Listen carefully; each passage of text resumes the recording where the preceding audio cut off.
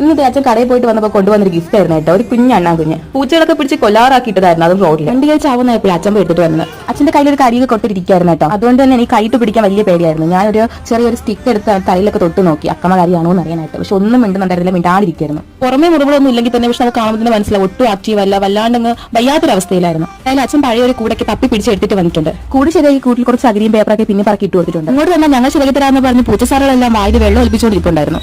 ആദ്യത്തെ കരിയുടെ ചൂട് മാറാത്തത് കൊണ്ട് തന്നെ അച്ഛൻ രണ്ടാമത് അനിക്കുഞ്ഞിനെ പിടിക്കാൻ ഇത്തിരി വേർത്തു. കൂട്ടിൽ കയറിയ ഉടനെ തന്നെ എന്റെ വീടിന് ചുറ്റി കണ്ടെന്ന് മട്ടായിരുന്നു അപ്പൂന്. വന്ന് കയറിയ ഉടനെ പേരിട്ടോ നിങ്ങൾ ചിന്തിക്കണ്ട.